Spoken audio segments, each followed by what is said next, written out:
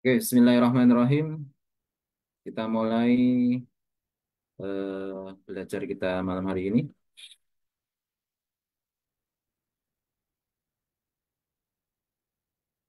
Minggu kemarin kita sudah belajar bagaimana menyusun bab 2 ya.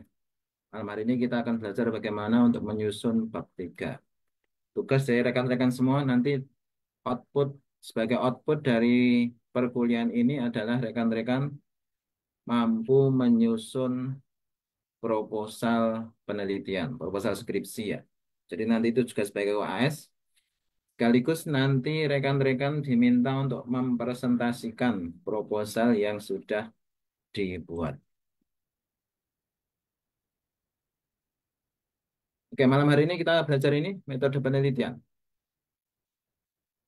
Mata kuliah kita metodologi penelitian. Karena metodologi itu dari awal sampai akhir penelitian ya. Sementara kalau metode penelitian khusus tentang tahapan-tahapan yang kita lakukan dalam penelitian. Oke, dalam sub 31 ada pendekatan penelitian. Nanti rekan-rekan silakan pilih dari ketiga pendekatan ini. Ada pendekatan kuantitatif, ini berbasis data numerik dan analisis statistik. Kemudian ada pendekatan kualitatif, dia berbasis eksplorasi fenomena melalui data non-numerik. Mayoritas datanya non-numerik, walaupun ada data-data numerik, itu data-data pendukung ya. Kemudian ada mixed method, yaitu kombinasi pendekatan kuantitatif dan kualitatif. Ada kadang-kadang dia dominan di kuantitatifnya, kemudian dilengkapi dengan kualitatif, atau dominan di kualitatifnya, kemudian dilengkapi dengan pendekatan kuantitatif. Oke, pemilihan tentu tergantung pada tujuan penelitian. Oke, kemarin sudah kita sampaikan fokus kita sementara belajar pendekatan kuantitatif, walaupun nanti akan kita singgung juga tentang pendekatan kualitatif. Rekan-rekan nanti kalau ada sesuatu yang perlu didiskusikan, perlu ditanyakan, bisa langsung disampaikan ya. Jangan sampai pembahasan sudah jauh, ternyata ada hal-hal yang masih mengganjal atau perlu didiskusikan ya. Jadi kalau ada hal-hal yang perlu didiskusikan, bisa langsung disampaikan. Oke, ini beberapa ciri dari penelitian yang menggunakan pendekatan kuantitatif. Yang pertama, unsur objektivitas. Pendekatan kuantitatif adalah pendekatan yang dia menggunakan kuantitas ya. Jadi banyak. Misalkan kita meneliti 50 orang mahasiswa, itu kan banyak ya. Dia relatif lebih objektif ya. Kemudian pengujian hipotesis, penelitian kuantitatif kebanyakan bertujuan untuk menguji hipotesis. Kemudian generalitas atau generalisasi. Hasil dari sebuah pendekatan kuantitatif dia bisa digunakan untuk mengeneralisir. Misalkan kita meneliti 100 masyarakat Surabaya, 100 warga Surabaya. Dengan pemilihan sampel yang tepat, representatif, maka pemilihan 100 warga Surabaya ini bisa digunakan untuk mengeneralisir masyarakat Surabaya. Oh, ternyata orang Surabaya itu gaya hidupnya seperti ini misalkan ya. Dengan kita meneliti 100 orang itu bisa kita gunakan menganggap bahwa itu mewakili 3 juta masyarakat Surabaya. Tentu ada kaidah-kaidah tertentu sehingga penelitian itu bisa digunakan untuk mengeneralisir. Oke, kemudian instrumennya, instrumen dalam penelitian kuantitatif terstruktur. Kemudian menggunakan analisis statistiknya.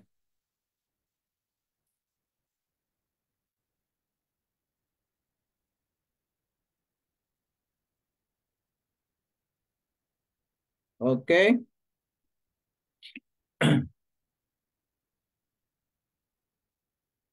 langkah-langkahnya. Tentu kalau rekan-rekan kemarin sudah ini ya, sudah ada pedoman penulisan tugas akhir atau skripsi, maka langkah-langkahnya sesuai dengan eh, tugas akhir atau skripsi. Tapi secara umum yang pertama adalah identifikasi masalah. Penelitian berawal dari adanya masalah. Karena ada masalah sehingga kita tertarik untuk meneliti ya. Masalah itu apa? Masalah itu sesuatu yang eh, tidak biasa atau sesuatu yang keluar dari kebiasaan, permasalahan gitu ya. Oh, rata-rata kalau orang itu biasanya mereka berangkat kerja jam 8 pagi, pulang jam 4 sore itu kebiasaan seperti itu. Oh, ternyata ada juga orang-orang yang mereka lebih suka untuk berangkat siang, pulang malam ya, misalkan begitu ya. Atau permasalahan yang lain ya. Oh, perusahaan biasanya sales atau omset penjualannya berkisar pada 150-an juta per bulan. Oh, ternyata pada bulan tertentu, bulan November 2024, ternyata yang biasa 150 juta menjadi hanya 75 juta, separuh. Oh, ada apa? Ada masalah ya. Ada masalah sehingga kita tertarik untuk meneliti permasalahan tersebut. Sehingga rekan-rekan ketika mengambil sebuah topik penelitian, maka awalnya harus dimulai dari identifikasi masalah. Ada apa sih? Sehingga akhirnya kita tertarik untuk meneliti. Oke, kemudian perumusan hipotesis. Kemudian desain penelitian ini di bab 3. Kita menggunakan metode populasi dan teknik sampling. Ada pengumpulan data, instrumen, analisis data, bisa pakai SPSS, pakai R, pakai Smart PLS atau Excel, kemudian interpretasi dan laporan penelitian. Oke, ini beberapa kelebihan dan kelemahan pendekatan kuantitatif ya. Ada kelebihan, ada juga kelemahannya. Hasil objektif dan terukur. Karena kuantitatif itu penelitian yang dia menggunakan data numerik. Kemudian olah datanya biasanya pakai statistik sehingga hasilnya objektif dan terukur. Memungkinkan replikasi penelitian dengan kondisi yang serupa. Ini salah satu ciri riset kuantitatif. Riset itu bisa direplikasi, bisa dilakukan ulang dengan kondisi yang serupa ya. Cocok untuk skala penelitian besar dengan populasi yang luas, hasilnya dapat digeneralisasi jika memenuhi syarat statistik. Tentu ada kelemahannya juga ya. Kelemahannya ini yang menjadi kelebihan dari penelitian kualitatif ya. Kurang fleksibel dalam memahami konteks sosial atau budaya. Maka ini jadi kelemahannya kuantitatif, tapi jadi kelebihannya kualitatif. Tidak dapat mengeksplorasi fenomena yang bersifat mendalam atau subjektif. Dalam, subjektif ini salah satu ciri dari kualitatif. Bergantung pada kualitas dan validitas instrumen penelitian. Oke, kemudian pada bagian 3.2 ada populasi dan sampel. Apa itu populasi? Populasi adalah seluruh individu atau objek yang menjadi fokus penelitian. Kemudian sampel, dia adalah bagian dari populasi yang dipilih untuk penelitian. Ada beberapa teknik sampling ya, tapi secara umum bisa dibagi dua. Ada probabilitas dan non-probabilitas. Probability sampling dan non-probability sampling. Apa itu sampel probabilitas?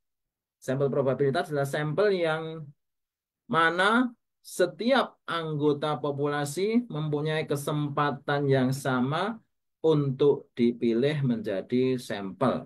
Misalkan ada 100 populasi atau 300 anggota populasi, maka ke-300 anggota populasi itu punya kesempatan yang sama untuk dipilih sebagai sampel penelitian.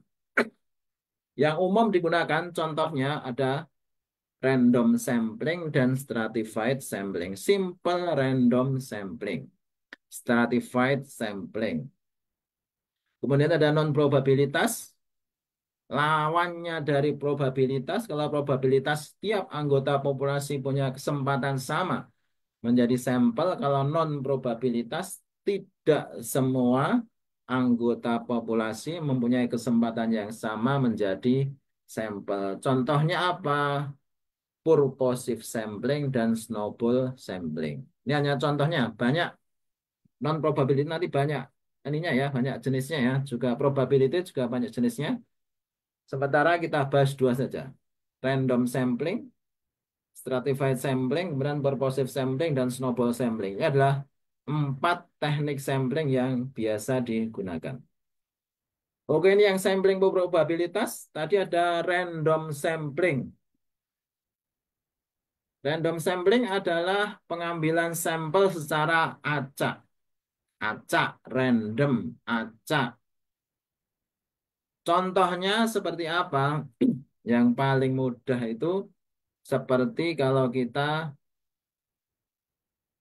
arisan, ya. Sedang ngocok. Siapa yang mau yang dapat arisan gitu kan? Biasanya kita kan bikin apa?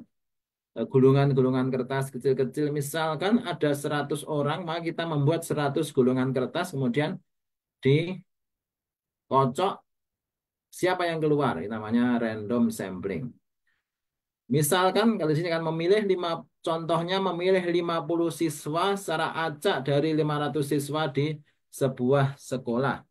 Nah, kita siapkan agak agak repot juga ya, menyiapkan 500 data siswa, semua disiapkan gulungan. Kalau yang manual kan pakai gulungan kertas ya. Kalau yang model sekarang mungkin sudah pakai digital ya.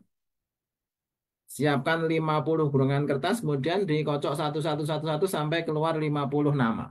50 nama itu yang jadi 50 sampel penelitian. Itu caranya random sampling, acak. Memang diacak ya. Karena acak maka semua dari 500 siswa itu semua punya kesempatan yang sama untuk dipilih jadi sampel penelitian. Ya, di sini ya. 500 siswa ini semua punya kesempatan yang sama untuk dipilih sebagai sampel penelitian. Kelebihannya apa? Lebih representatif. Karena tidak ada bias dalam pemilihan sampel. Gitu. Karena kita ngacak, maka tidak ada bias. Kepentingan dari peneliti tidak muncul di situ karena dia secara acak. Mudah dianalisis secara statistik. Nah, kelemahannya apa? Membutuhkan daftar populasi yang lengkap. Dari kalau dari 500 siswa, maka dia harus bikin 500 gulungan kertas. Agak repot ya. Tidak efektif untuk populasi yang besar. Kalau populasinya 3 juta bagaimana? Itu repot ya. Oh, kita harus membuat acak dari 3 juta orang diambil hanya 300 misalkan gitu ya. Oke, kemudian ada stratified sampling.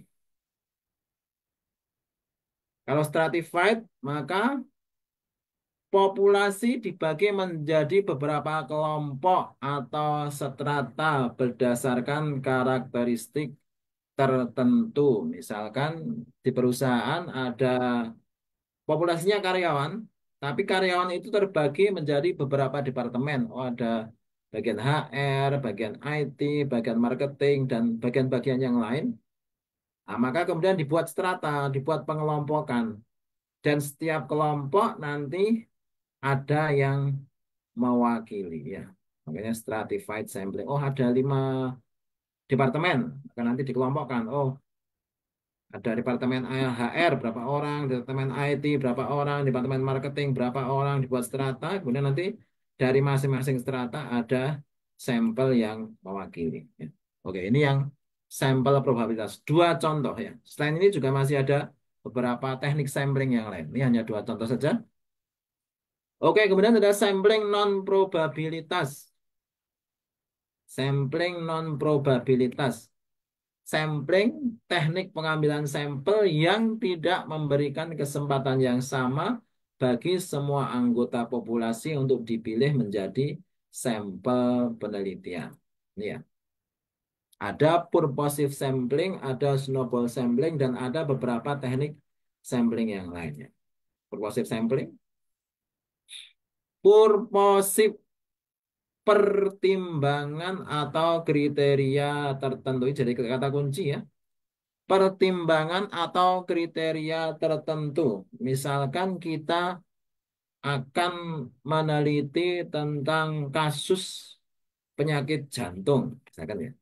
Maka yang dijadikan sampel tidak semua dokter ya, tapi dokter yang memang spesialis menangani jantung, dokter spesialis jantung, sehingga cocok ya, cocok ya. Kelebihannya cocok, efisien, memilih responden yang relevan. Kelemahannya rentan, subjektif. Nah, ini karena kita melakukan ini ya, apa?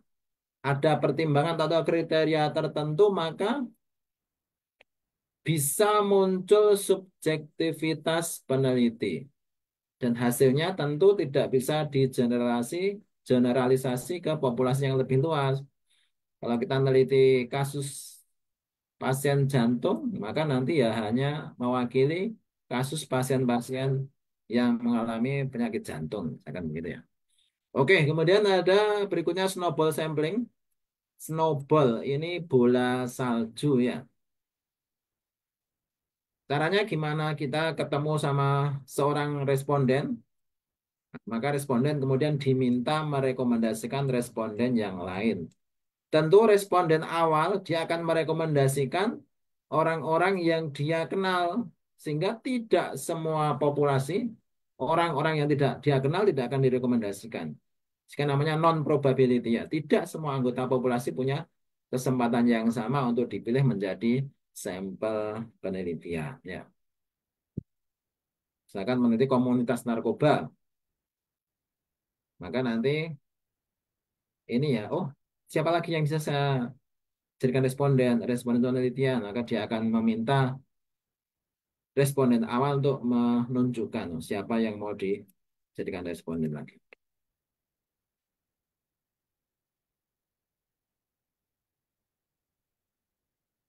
Oke, kemudian 3.3 di situ ada subbab jenis sumber dan teknik pengambilan data. Ya, jenis sumber dan teknik pengambilan data. Jenis datanya kita mengenal dua jenis data utama, ada data primer dan data sekunder. Ya, kita ada mengenal data primer, ada data sekunder, kemudian teknik pengambilan datanya bisa wawancara, observasi, kuesioner, atau studi dokumen. Wawancara dan observasi ini biasa digunakan untuk riset kualitatif ya. Riset kuantitatif kita biasa pakai kuesioner atau studi dokumen juga bisa juga ya.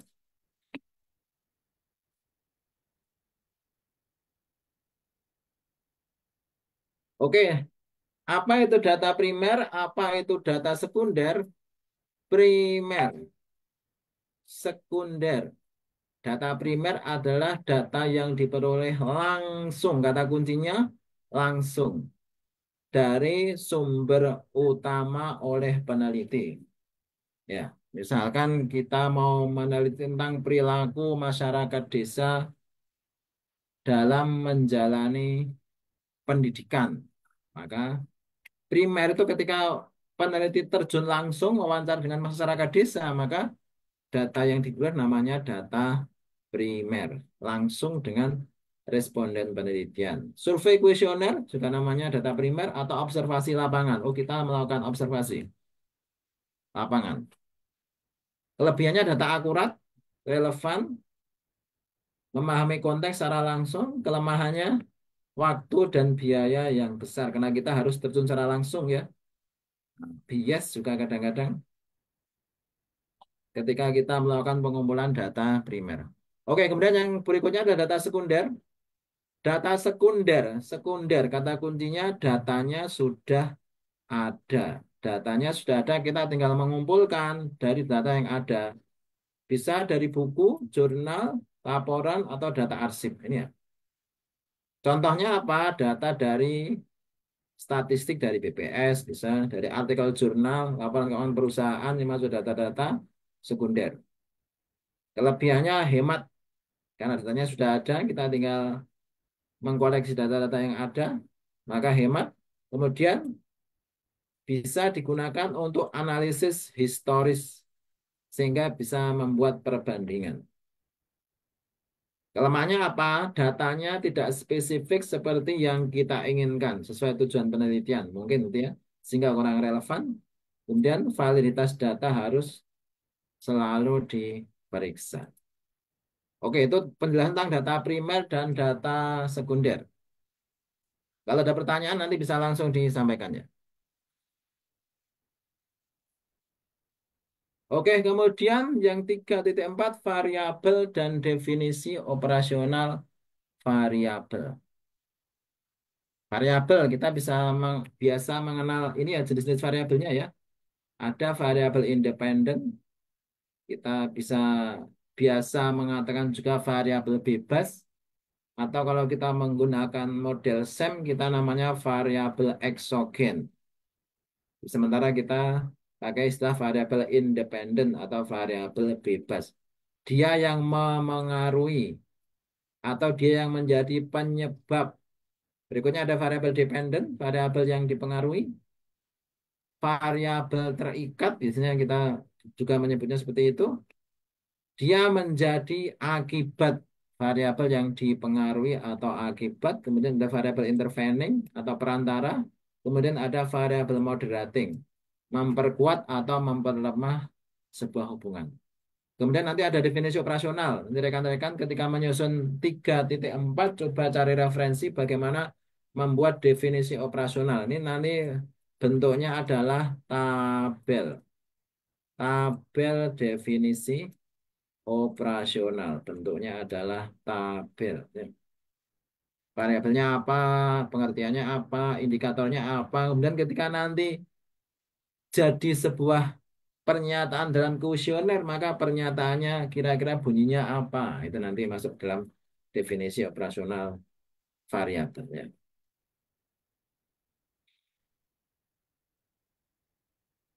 Oke, ini kedudukan variabel-variabel tadi ya.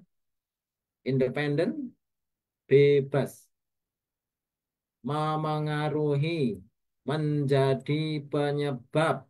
Contohnya apa? Contohnya tingkat pendidikan, variabel yang memengaruhi pendapatan individu. Individu betul atau tidak? Maka perlu dibuktikan. Ya, nanti perlu dibuktikan ya.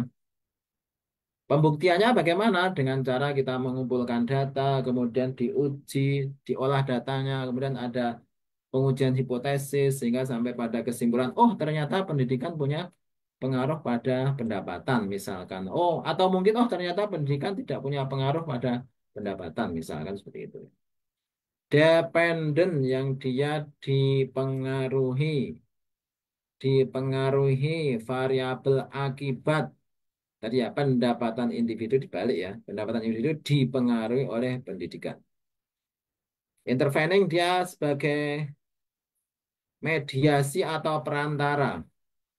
Motivasi kerja sebagai perantara, pelatihan karyawan, dan produktivitas karyawan. Oh, ketika karyawan diberikan pelatihan yang baik, maka pelatihan itu akan menciptakan motivasi kerja, kemudian motivasi kerja akhirnya menciptakan produktivitas. Jadi pelatihan kerja untuk sampai produktivitas dia melewati motivasi. Setelah karyawan dilatih, kemudian dia punya motivasi, akhirnya punya produktivitas yang baik. Terus moderating, moderating itu memperkuat atau memperlemah hubungan. Pengalaman kerja dia bisa memperkuat hubungan antara pelatihan dan produktivitas. Orang-orang dengan pengalaman kerja yang baik, ketika dia dilatih, maka pengalaman kerjanya akan memperkuat atau mempertinggi produktivitasnya. Gambarnya seperti itu ya.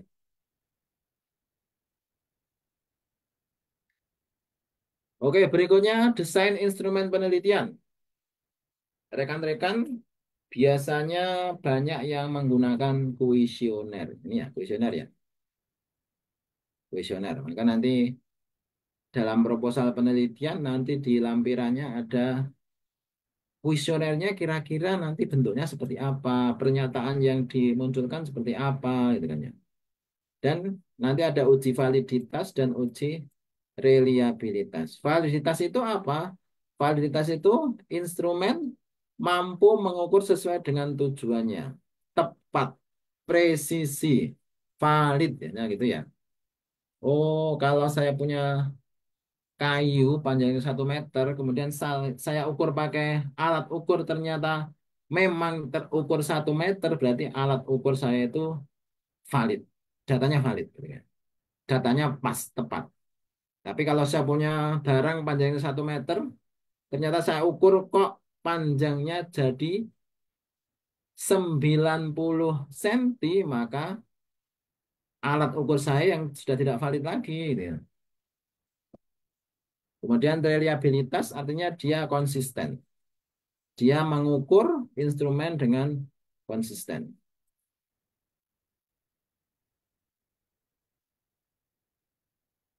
Ya, instrumen adalah alat atau perangkat instrumen ini ya. Dia adalah alat atau perangkat digunakan oleh peneliti untuk mengumpulkan data. Untuk rekan-rekan manajemen yang paling umum adalah kuesioner untuk riset kuantitatif. Dan rekan-rekan manajemen biasanya paling banyak adalah riset kuantitatif ya.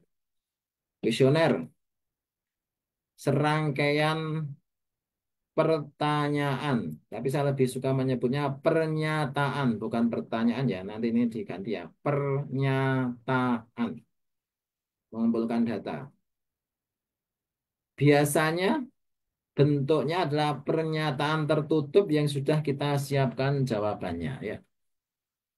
Saya hadir di tempat kerja tepat waktu. Betul enggak sih? Oh, saya setuju. Saya setiap hari hadir di tempat kerja tepat waktu. Atau sangat setuju karena memang saya selalu hadir 15 menit sebelum kerja dimulai. Sangat setuju. Sangat setuju. Dan kemudian ada wawancara. Ini biasanya untuk riset kualitatif ya, wawancara ya. Interaksi langsung, ada yang terstruktur, pertanyaannya sudah disiapkan.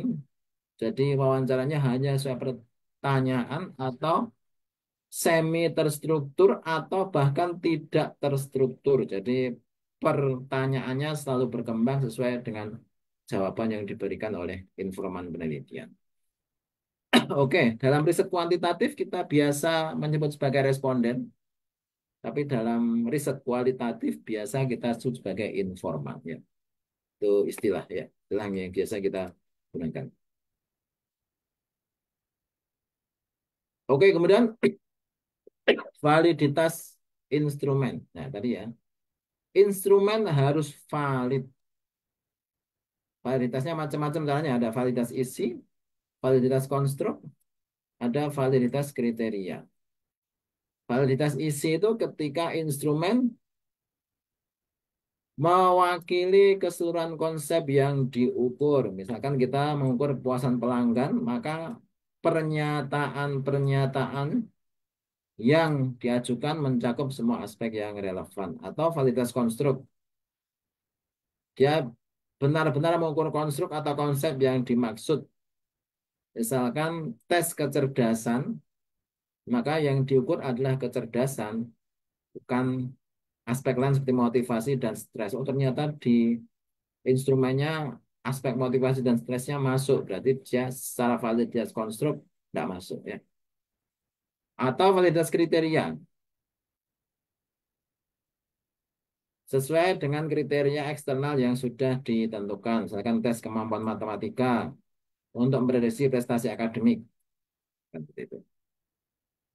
Nanti ada cara bagaimana untuk melakukan uji validitas dan uji reliabilitas. Nanti kalau ada kesempatan kita akan belajar lebih jauh lagi tentang uji validitas dan uji reliabilitas.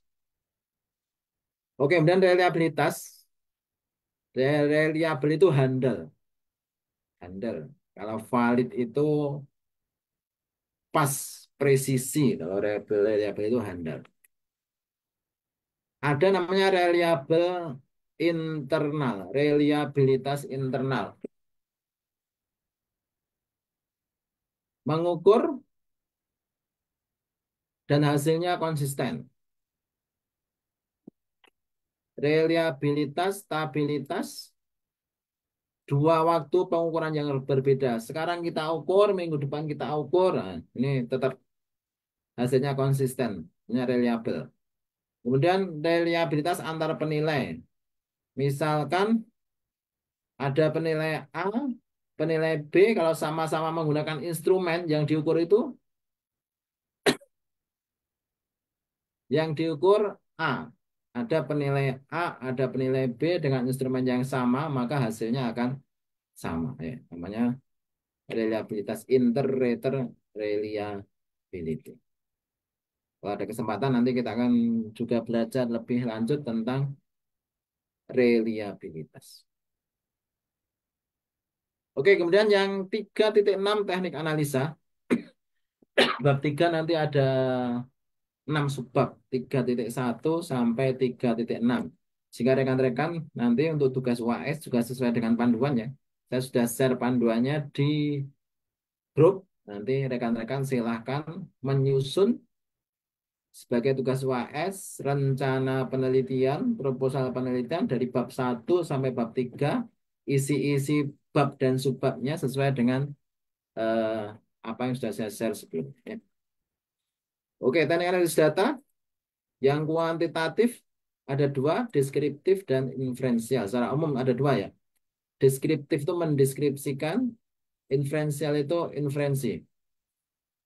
Kualitatif yang biasa dipakai tematik, coding, dan interpretasi data. Oke, deskriptif digunakan untuk menggambarkan atau merangkum data yang telah dikumpulkan. Dia hanya mendeskripsikan tanpa membuat kesimpulan lebih lanjut atau menguji hipotesis. Tanpa ya. Kalau deskriptif itu dia tidak mengambil kesimpulan dari data dan tidak menguji hipotesis, dia hanya mendeskripsikan. Biasanya pakai apa? Zamin, nilai rata-rata, median, kadang juga modus. Yang paling sering digunakan adalah nilai min atau nilai rata-rata. Misalkan kita punya data 3, 4, 5, 6. Maka nilai rata-ratanya 3 tambah 4 tambah 5 tambah 6 dibagi 4 setengah. Kemudian kalau median, median itu dia nilai tengah. 1, 3, 5. Maka mediannya 3. Kalau kita punya data 1, 3, 5, 7. Nilai tengahnya antara 3 dan 5. Maka 3 tambah 5 dibagi 2. Oh, mediannya 4 nilai tengah. Kalau modus, nilai yang paling sering muncul 1, 2, 2, 3, 3, 3, 4, maka modusnya adalah 3. Saya adalah nilai 3. Nah, ini. Tapi yang paling sering digunakan adalah nilai min atau nilai rata-rata. Median, modus juga banyak dipakai, tapi sepanjang pengetahuan saya yang paling sering digunakan adalah nilai min atau nilai rata-rata. Tentunya juga sesuai dengan tujuan deskripsi datanya ya. Kenapa pakai min, kenapa pakai median, kenapa pakai modus, ini ada masing-masing tujuannya. Oke, kemudian statistik inferensial. Inferensial. Menarik kesimpulan. Membuat prediksi tentang populasi. Salah menggunakan uji hipotesis. Kemarin kita juga sudah sedikit membahas tentang apa itu hipotesis. Di pertemuan sebelumnya ketika kita membahas bab 2. Bab 2 ada 4 subbab ya. Yang terakhir 2.4 adalah hipotesis penelitian. Ya.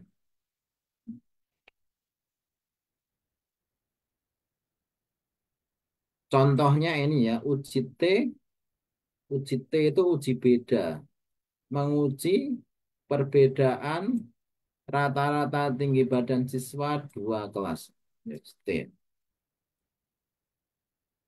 Ini juga uji T, rata-rata penghasilan pria dan wanita berbeda tidak. Ada uji C square, dia menguji hubungan. Apakah ada hubungan jenis kelamin dengan preferensi atas merek? Contoh-contohnya statistik diferensial. Dia tujuannya menarik kesimpulan atau membuat prediksi tentang populasi penelitian. Ya.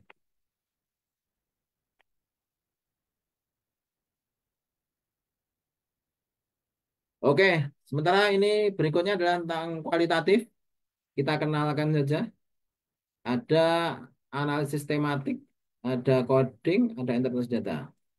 Tema. Berarti nanti analisisnya berdasarkan tema. Coding, ini kode berarti memberi label atau kode. Bisa kalimat, frasa, ide ya. Ada open coding, ada Excel coding, ada selective coding. Open coding itu tanpa kategori sebelumnya, ada Excel coding, kategori tema utama, kemudian ada selective coding. Dan ada interpretasi data, memberi makna atau pemahaman terhadap data yang telah dikumpulkan. Ya.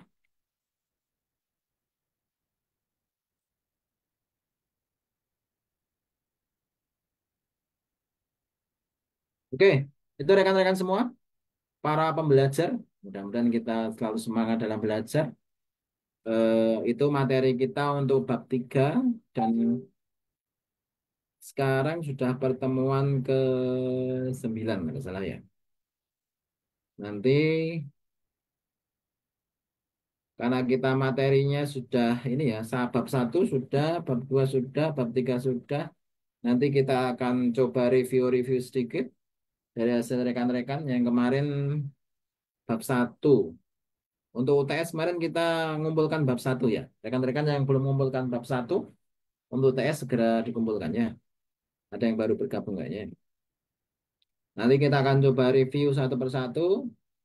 Punya teman-teman, apakah sudah sesuai atau belum? Dan saya harapkan topik yang dipilih, permasalahan yang diangkat adalah topik dan permasalahan yang nanti memang akan dijadikan sebagai tugas akhir atau skripsi ya. Sehingga teman-teman tidak perlu ngulang lagi ya. Ini kan Medpen ini kan prasyarat bagi rekan-rekan yang mau ngambil tugas akhir atau skripsi ya. Saya harapkan nanti dalam memilih jangan asal tapi memang memilih topik atau permasalahan yang memang akan diangkat jadi tugas akhir atau skripsi sehingga nanti tidak dua kali kerja ya. Oke, itu materi kita pada malam hari ini. Silahkan kalau ada yang mau didiskusikan, mau ditanyakan. Silahkan. Ini ada 1, 2, 3, 4. 1, 2, 3, 4, 5, 6. Dan 6 orang. Silahkan kalau mau ada yang mau ditanyakan. Nanti akan saya share link ininya ya, link rekaman ya. Nanti rekan-rekan bisa putar ulang kembali. Pembahasan bab 1 di rekaman sebelumnya sudah saya sampaikan. Pembahasan bab 2 juga sudah saya sampaikan. Pembahasan bab 3 hari ini saya sampaikan. Nah, nanti bisa diputar lagi. Kalau ada yang kurang jelas bisa ditanyakan. Oke, silakan kalau ada yang mau didiskusikan.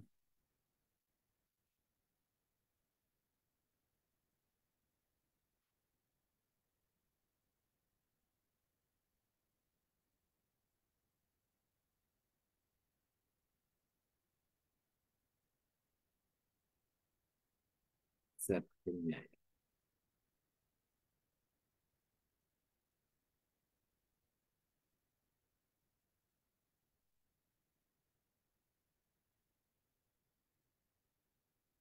Sampaikan pembahasan bab 2 sudah saya.